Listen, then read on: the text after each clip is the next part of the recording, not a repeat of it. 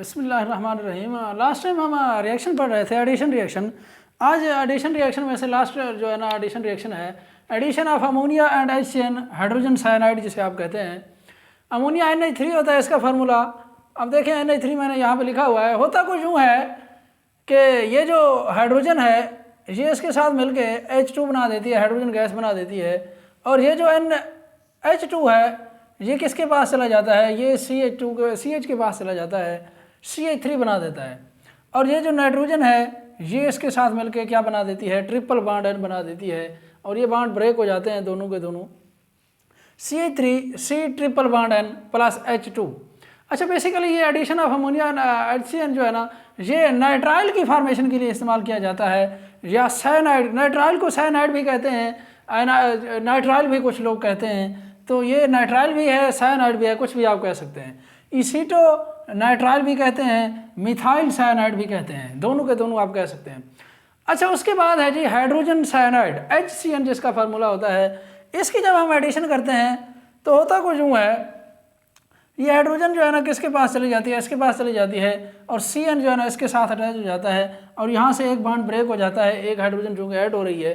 तो H2C double bond CH और CN वैसे का वैसे आ गया। इसका नाम है एक्राइलोनाइट्राइल। मैं इसको फिर रिकॉल करता हूँ। देखें एडिशन ऑफ अमोनिया के दौरान क्या होता है, ये हाइड्रोजन इस हाइड्रोजन के साथ मिलकर गैस बना देती है, H2 का मॉलिक्यूल बन जाता है। और इसी तरह ये जो हाइड्रोजन के दो आइटम हैं ये CH के साथ मिलके इसके दो बॉन्ड ब्रेक होते हैं, दो हाइड्रोजन ऐड हो जाते हैं, CH3 बन जाता है जी। उसके बाद ये नाइट्रोजन इस कार्बन के साथ अटैच होकर ट्रिपल बॉन्ड N बना देती है, CH3 C triple bond N, जिसे आप मिथाइल साइनाइड कहते हैं या इसीटोनाइट्राइल भी कहते हैं। उसके बाद क्या होता है जी, हाइड्रोजन साइनाइड की एडिशन होती है। अच्छा, ये जो रिएक्शन की कंडीशन है मैंने पहले भी आपको कहा है कई बार, ये आपने रटा लगानी है लाइब्रेरी के अंदर। जब आप रिएक्शन लैब के अंदर कर रहे होते हैं वहाँ पे तो थोड़ा बहुत बंदे को अंदाज़ा होता है कि ये रिएक्शन किस स्टेज पे हुआ है, कब हुआ है, क्यों हुआ है, किस कैटलिस्ट की मौजूदगी में हुआ है। अदरवाइज ज़ाहिर है इसको रट्टा ही लगाना पड़ेगा आपको। तो ये रिएक्शन की कंडीशन जो है ना ये मस्ट होती हैं, ये लाजमी आपको जो है ना पता होना चाहिए।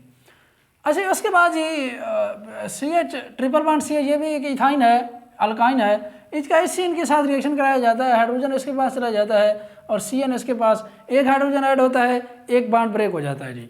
H2C double bond CH CN acrylonitrile जिसे कहते हैं। उसके बाद है जी ऑक्सीडेशन रिएक्शन। उसके बाद वो क्वेश्चन को यूँ करते हैं, कन्वर्ट एसिटाइलिन इनटू ग्लाइऑक्सर और ऑक्सालिक एसिड। वो कहता है एसिटाइलिन को कन्वर्ट करें किसके अंदर, ग्लाइऑक्सल के अंदर, या वो कहता है convert acetylene into oxalic acid. देखते हैं ये किस तरह कन्वर्जन होती है। ये देखें इथाइन उसने ली हुई है, इथाइन प्लस इसका वाटर के साथ रिएक्शन करता है और ऑक्सीजन की मौजूदगी में ऑक्सीडेशन हो रही है। बेसिकली ऑक्सीडेशन का मतलब ये एडिशन ऑफ ऑक्सीजन, KMnO4 की मौजूदगी में ये रिएक्शन हो रहा होता है। इसको मैं थोड़ा सा ओपन करके लिखता हूँ, HC triple bond CH plus यहाँ पे दो वाटर के मालिक्यूल ले लें आप लोग और दो ही ऑक्सीजन के मालिक्यूल ले लें। H2O का फार्मूला होता है जी H2O। मैं कुछ थोड़ा इसको ओपन करके लिख रहा हूँ क्योंकि दो वाटर के मालिक्यूल हैं तो HOH, ये दो जो है ना वाटर के मालिक्यूल हो गए। मैंने उसको थोड़ा ओपन करके लिखा है, H2O यहाँ पे इकट्ठा लिखा हुआ है। उसके बाद दो ऑक्सीजन है, एक ऑक्सीजन इसके साथ लगा दें, सॉरी ये OH बन जाएगा, और एक ऑक्सीजन इसके साथ लगा दें, ये भी OH बन जाएगा। अब कितने हाइड्रॉक्सिल ग्रुप बन गए जी, 4 हाइड्रॉक्सिल ग्रुप बन गए।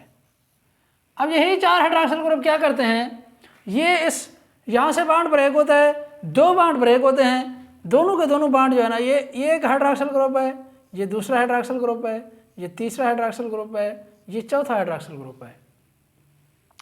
बॉन्ड दोनों के दोनों बॉन्ड ब्रेक होते हैं, दोनों के दोनों पाई बॉन्ड ब्रेक होते हैं, सिग्मा बॉन्ड जस्ट रह जाता है। ये भी हाइड्रॉक्सिल, एक हाइड्रॉक्सिल यहाँ पे ऐड हो जाता है, एक हाइड्रॉक्सिल उस साइड पे, एक हाइड्रॉक्सिल इस साइड पे, एक हाइड्रॉक्सिल इस साइड पे। उसके बाद क्या होता है जी, यहाँ से वाटर की रिमूवल होती है। वाटर की रिमूवल कुछ इस तरह की होती है, यहाँ से हाइड्रॉक्सिल जाता है और यहाँ से क्या जाता है, हाइड्रोजन जाती है जी। और यहाँ से हाइड्रॉक्सिल जाता है और यहाँ से हाइड्रोजन जाती है जी। अच्छा, ये हाइड्रोजन और हाइड्रॉक्सिल आप इस साइड से भी हाइड्रॉक्सिल रिमूव कर सकते हैं, उस साइड से हाइड्रोजन, या इसमें भी आप इस साइड से हाइड्रॉक्सिल रिमूव कर सकते हैं, उस साइड से हाइड्रोजन। इसमें कोई हर्ज वाली बात नहीं है, किसी भी साइड से कर सकते हैं आप लोग, हाइड्रॉक्सिल और हाइड्रोजन को रिमूव कर सकते हैं। अच्छा होता कुछ हुआ, यहाँ से एक हाइड्रोजन चली जाती है, यहाँ से भी एक हाइड्रोजन चली जाती है। ये जो बाड होता है, मैं इसको थोड़ा अगर ओपन करके लिखूँ, ये जब बाहर चला जाता है, ये जो बाड होता है यहाँ पे शिफ्ट हो जाता है। ये बाड भाई यहाँ पे क्या हो जाता है, शिफ्ट हो जाता है, डबल बाड क्रिएट हो जाता है। HC डबल बाड हो, CH डबल बाड हो, इसे कहते हैं ग्लाई ऑक्सल। ये ग्लाई ऑक्सल का फार्मूला है जी। मैंने ओपन करके लिखा है, आपको यहाँ पे समझ आ गई होगी। मैं इसको दोबारा रिकॉल करता हूँ। H2O के 2 मॉलिक्यूल लिए, HOH बन गया, HOH बन गया। उसके बाद 2 ऑक्सीजन के एटम है, एक ऑक्सीजन यहाँ पे अटैच हो जाती है, एक ऑक्सीजन यहाँ पे अटैच हो जाती है। 4 हाइड्रॉक्सिल के ग्रुप बन जाते हैं, 2 बाड ब्रेक होते हैं, 4 हाइड्रॉक्सिल के ग्रुप अटैच हो जाते हैं, दोनों के दोनों पाई बाड होते हैं। अच्छा, उसके बाद ये हाइड्रोजन क्या होती है, रिमूव होती है, वाटर का मॉलिक्यूल रिमूव होता है, इसमें से भी, इसमें से भी। तो ये हाइड्रोजन का जो बाड होता है वो यहाँ पे शिफ्ट हो जाता है, डबल बाड क्रिएट हो जाता है, डबल बाड हो, ग्लाई ऑक्सल बन जाता है।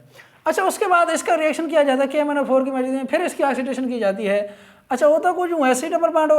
अब ये 2 ऑक्सीजन जो है ना, बेसिकली ये एक ऑक्सीजन यहाँ पे आके अटैच हो जाता है, और दूसरा ऑक्सीजन जो है ना यहाँ पे इस का हाइड्रोजन और कार्बन के दरमियान में आके अटैच हो जाता है। C डबल बाड हो, ये वैसे का वैसा, और OH आ गया, यहाँ पे ऑक्सीजन न्यू आ गया, और ये ऑक्सीजन भी न्यू है, वही जो ऑक्सीडेशन किया हमने, ये दोनों के दोनों ऑक्सीजन ऐड हो गए। तो इसका जो ये जो प्रोडक्ट है, इसका नाम है ऑक्सैलिक एसिड। उसके बाद है जी कंबस्टन। कंबस्टन क्या होती है, मैंने पहले भी आपको कहा है, किसी भी हाइड्रोकार्बन की, चाहे वो अल्केन हो, चाहे अल्कीन हो, चाहे अल्काइन हो, किसी भी हाइड्रोकार्बन की जब हम कंप्लीट कंबस्टन कराते हैं, एक्सेस अमाउंट ऑक्सीजन की मौजूदगी में, जब भी कंबस्टन होती है, उसके अंदर 2 प्रोडक्ट 3 प्रोडक्ट आते हैं, सेम के सेम प्रोडक्ट हैं। कार्बन डाइऑक्साइड बनेगी, वाटर बनेगा, और उसके बाद हीट रिलीज होगी। बेशक अल्केन हो, अल्कीन हो, अल्काइन हो, और ये तीनों के अंदर हम रिएक्शन ये पढ़ चुके हैं। और तीनों के अंदर मैंने ये भी बताया था, कंबस्टन की 2 कंडीशंस मस्ट हैं। सबसे पहली कंडीशन तो ये है कि ऑक्सीजन का होना वहाँ पे लाजमी है। दूसरी कंडीशन ये है कि उसको फ्लेम दिया जाता है, उसको चिंगारी दी जाती है, अदरवाइज वो जो है ना, सिंपल सी बात है, ऑक्सीजन तो अब एयर के अंदर भी मौजूद है, लेकिन एयर के अंदर किसी किस्म की कोई कंबस्टन नहीं हो रही। जब तक हम उसको जलाते नहीं हैं, जब जलाएंगे तब जाके उसको, जब तक हम फ्लेम नहीं देते, जब तक उसको हम चिंगारी नहीं देते, उस वक्त तक जो है ना उसकी कंबस्टन नहीं होती। अच्छा, वेरी इंटरेस्टिंग बात की है उसने, वो कहता है ये एक हाईली एक्सोथर्मिक रिएक्शन होता है, और इसके जो फ्लेम होते हैं इथाइन के, वो किस पर्पस के लिए इस्तेमाल होते हैं, वेल्डिंग पर्पस के लिए इस्तेमाल होते हैं, और मेटल्स को कट करने के लिए इस्तेमाल होते हैं। ये जो वेल्डिंग वगैरह की जाती है, बेसिकली ये उसकी इथाइन की कंबस्टन से की जाती है। ये जो वेल्डिंग वाले हजरात बैठे हैं बाहर, ये वेल्डिंग भी इथाइन की जो है ना, इसके एक बहुत बड़ा एडवांटेज है। और इसी तरह कटिंग ऑफ मेटल्स, ये मुख्तलिफ जो है ना मेटल्स को कट करने के लिए, लोहे तांबे वगैरह को कट करने के लिए भी इसी जो है ना एसिटाइलिन के फ्लेम का इस्तेमाल किया जाता है। तो ये तो थी कंबस्टन। आगे हम इंशाल्लाह पॉलीमराइजेशन पढ़ेंगे, जो 2 टाइप्स की होती हैं पॉलीमराइजेशन, जिसमें एसाइक्लिक पॉलीमराइजेशन भी पढ़ेंगे हम लोग, और साइक्लिक पॉलीमराइजेशन भी ऐसे इथाइन के अंदर पढ़ेंगे, अल्काइन के अंदर। पहले हमने सिर्फ और सिर्फ जो है ना एसाइक्लिक पढ़ी है, अब हम जो है ना साइक्लिक जो है ना पॉलीमराइजेशन भी पढ़ेंगे, और उसके बाद हम इंशाल्लाह acidic behaviour of alkane, alkyne और अल्काइन के बारे में पढ़ेंगे, और उसके बाद जो है ना ये चैप्टर अपने इख्तिताम को पहुँचेगा।